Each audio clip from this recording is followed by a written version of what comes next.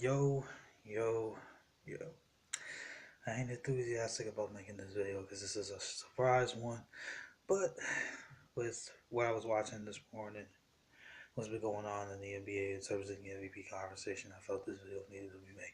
So without any further ado, let's get right into it. This is your boy, the Blk Gandhi, bringing you another video today. JP RANTS episode 2. Originally, like I said, this is a short video, really, one that I decided to make on the spur of the moment. So originally, I was going to be talking about Darrell Revis, about whether or not he moved to safety, and if he did, what team would be interested in him, and also if he were to stay a corner, what would be the best situation for him if he was to remain a corner. And I'm also talking about Richard Sherman because obviously a little while ago his name came up in trade talks. Um, and I was going to say the one team that I felt could make the only team besides Seattle that could get the most out of Richard Sherman if they traded for him. So but obviously, that's not what this episode is going to be about. It's going to be about how everybody is just discrediting what Russell Westbrook has been doing this season. And if y'all watched my video a couple of videos ago, I talked about how I felt that there was 5 legit MVP candidates. To me, right now, it's a 2-man race, uh, but it can't be a 3-man race. In my opinion, Isaiah Thomas and LeBron should not be considered for the MVP any longer because for Isaiah, like I said in my previous video before, I had dropped him below Kawhi because he's been missing games, obviously because of injury. So obviously when you miss games, obviously that affects your MVP chances. And when it comes to LeBron, I'm just over it, man. Like everybody keeps talking about this 0-6 record that the Cavs have with him sitting out, but they fail to realize that in 2 of those games, the big three sat out. So really, realistically, they're 0-4 where LeBron doesn't play because I expect the team without all three guys expecting to win. And I'm pretty sure that in all those other games, I'm pretty sure at least either Kyrie or Kevin Love, both one of them sat along with LeBron. So that's my number LeBron. And in terms of Kawhi, the only way I could really see him really get recognition and be considered for MVP of this season with the way things have been turning out is if he somehow leads the Spurs to like an 8-2, 9-1 record the remainder of the season. He puts up monster numbers during that stretch, and they're number one seed in the Western Conference. That's really the only way I see Kawhi being able to take the MVP. But for me, it's a two-player race, and as I said, with people who disrespect the Russell Westbrook, despite the fact that the Thunder lost last night to Houston, I still got Westbrook as my MVP. But I do feel that unfortunately, because of that, I feel that he's probably gonna have to win out the remainder of the 10 games that he has left. On top of that, he's gonna have to get the 4 seed. There's no way anything less than that he's gonna be able to get the MVP, and that's to just have a shot because I just feel that they're really hell bent on giving it to James Harden, which I know James Harden's having a great season, a record season, because he became the first player in NBA history to record 2,000 points and 2,000 assists in a single season. But at the same time, when you look, you got to take everything into consideration. Like I said, if if I had it my way, I wish there was a way we could make a co MVP at least, because both of the guys definitely deserve it. But I just feel that people feel that James Harden deserves it way more than Westbrook, and I don't see why. The only thing that gives James Harden really credit is that Houston didn't have really that many championship expectations going into the season. Kind of like OKC, everybody thought maybe it would be like a 7-6 seed, something like that. If even that high and get bounced out in the first round or something like that. They're the third seed. They have the third best record in the league. They've significantly overachieved. James Harden's been balling. I get all that, but you gotta take into consideration that you have to think that maybe Mike D'Antoni is more responsible for James Harden's season this year than James Harden himself. Because he averaged 29 points last year. I believe it was 29, 7, and 7 last year. He's up to 29, 8, and 11. So under Mike D'Antoni's system, he's become an even better player. Why? Because of 3 reasons. One, because the Rockets hired Mike D'Antoni. Two, because Mike D'Antoni called James Harden and told him, "You're gonna be the point guard." Because we all knew he was the unofficial point guard last year. He's been the unofficial point guard since he's been in Houston. But officially being named the point guard, I bet you that did a whole lot of wonders for James Harden. And three, the Rockets have 6 of the top 17 three-point shooters in terms of three-pointers made this season. This team is built specifically for the way James Harden likes to operate. Now we look at Westbrook's team. He just lost Kevin Durant. They traded Serge Ibaka for Victor Oladipo, who can't shoot. And then you go ahead and add more big men that clog the paint and completely constrict Russell Westbrook for what he's best at. He's best at attacking the basket and kicking it out to an open shooter. To an open shooter, but he can't do that. They only have 2 legit 3-point shooters on that team, Abrinas and freaking McDermott, and McDermott's not even playing. You trade for the man, but you don't play him. But you're playing Taj Gibson. You're clogging the paint. That's why Russell Westbrook is only shooting 41% from the field and 34% from three, because he's not a shooter himself. They're the third worst 3-point shooting team in the league. And despite this team being completely built not to Russell Westbrook's skill set, unlike the Rockets with James Harden, he has his team sitting at 41-32. 41-31. Sorry.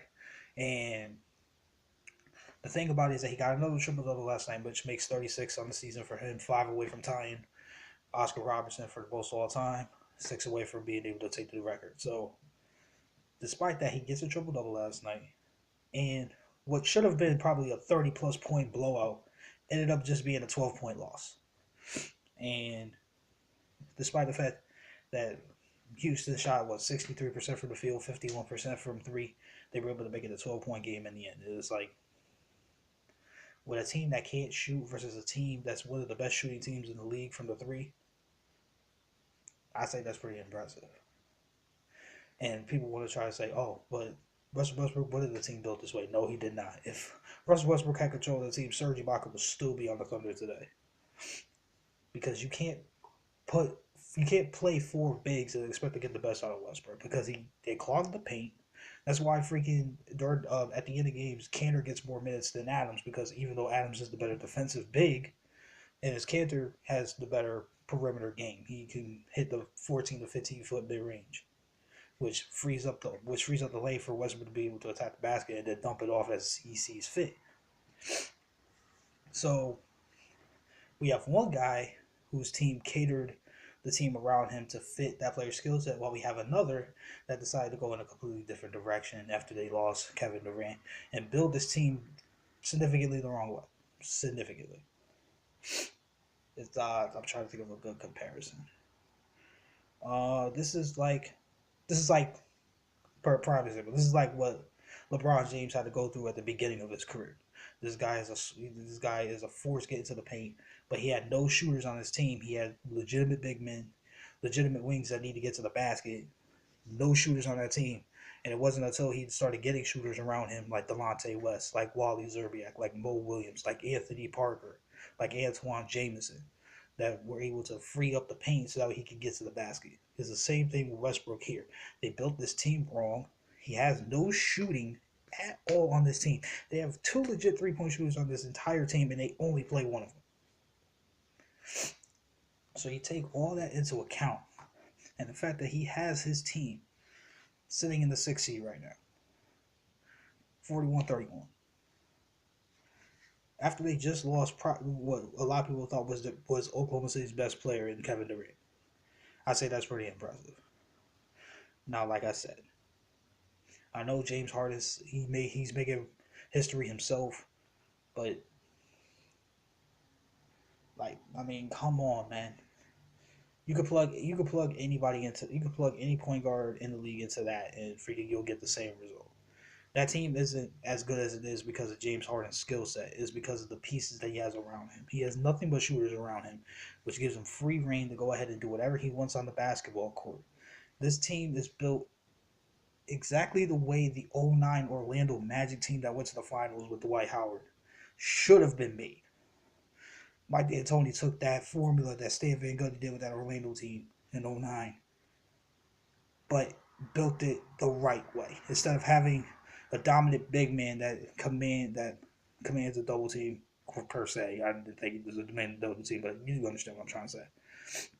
Instead of having that big man that's supposed to be the focal point, he did it with the point guard that has a defensive big that can stack up to Dwight Howard. Maybe not as good, obviously, but can stack up at Clint Capella and put the ball in the perimeter players' hands where you want to play outside it. That's what Houston wants to do. They want to play outside in, you know, already gets to the paint, bam, kick it outside, bam, three point shooters all over the place. Eric Gordon, Trevor Ariza, Lou Williams, Ryan Anderson himself. Like, and then freaking James Harden doesn't have to worry about any defensive responsibilities. He's going to guard the worst perimeter player that the other team has. That's why they have Patrick Beverly. That's why they didn't let him go at the trade deadline for with the Cleveland trade. So taking all that into account, you have a head coach and Mike D'Antoni who is perfect for coaching James Harden for his skill set. You have the players around you to maximize that player's ability, and then you just have 3-point marksmen everywhere, literally everywhere. And guys, and not only that, he has multiple guys on his team outside of himself that could create their own shot. Lou Williams can create his own shot. Eric Gordon can create his own shot. Patrick Beverly can create a little bit for people.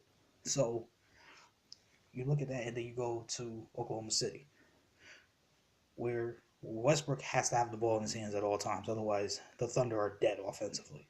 They're a horrible offensive team. They're not that great of a defensive team, surprisingly, despite the fact that they have some really good defensive players on the team. But as a whole, for some reason, they're not that great. But that's besides the point. So the thing that's tall telling to me is that with Westbrook, you see the numbers speak for themselves. When he gets a triple double, they are 7-9. 27-9 in his 36 games in which he's acquired a triple double.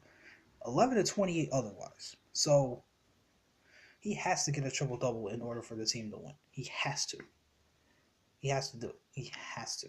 Now, like I said, it's unfair because James Harden is having a fantastic record season himself. But at the end of the day, when you have a coach that caters to your skill set, you have a team that's willing to build the team around you the way that works to your skill set, and then you just have the 3-point marksman that you have. Like I said, he has 6 of the top 17 3-point shooters and 3-pointers made on his team. And I want to just kick this. Flip-flop their situations. Put James Harden in Oklahoma City and put Russell Westbrook in Houston. And I guarantee you that both teams will be significantly better. Significantly better. Because now with Westbrook, now he has the freedom and the ability to get to the paint whenever he wants to, because he has nobody clogging the paint because they're all spaced out, ready to catch and shoot. When Russell Westbrook drives to the basket, he's a way better defender than James Harden. So that immediately makes you better defensively. And now, because I guess since the Houston Bigs don't like to rebound anyway, now you have a guard that wants to get those rebounds. You have it. While with James, yeah, that will improve the Thunder offensively because he's a better shooter than Westbrook. So he doesn't have to worry about the paint being clogged because he can destroy you on the perimeter. He's a great shooter. He knows how to get to the line. He can pop that mid-range like nobody business. So obviously, in both situations, it will be a significant improvement. So that tells me that James Harden is not the reason why the Houston Rockets are where they are today. Now, granted, he's a part of it. He's a piece. He's a huge piece, but he's not. It's not like it's because the season James Harden is having. He had a similar type season last year. Like I said, 29-7-7, but they were nowhere near this team. Why? Because they didn't have a head coach that caters to James Harden's play style. They didn't have the team that James Harden needs in order to be this efficient and this successful. Now, don't get me wrong. He had a good team last year, but this team, because of the way it's built specifically for James Harden's skill set, 100%. This better team is miles better than it was last year. But like I said, you give Westbrook some of those shooters, and I guarantee you that the Thunder have a way better record. So that's why I'm saying that is phenomenal. It's amazing that what Westbrook is doing with mediocre talent. Not to mention the fact that his two best weapons, Victor Oladipo and Enes Kanter, have missed significant time this season. The other two best scorers for the Thunder have missed significant time this season. So obviously, despite that, he was still able to overcome and win games. As a matter of fact, when Kanter went down, they went on an amazing run. So I just want people to just think about that for a second. Just sit down, reflect, look back, and truly evaluate what's going on with their situations and their seasons and where their teams stand and everything like that. Because let's face it,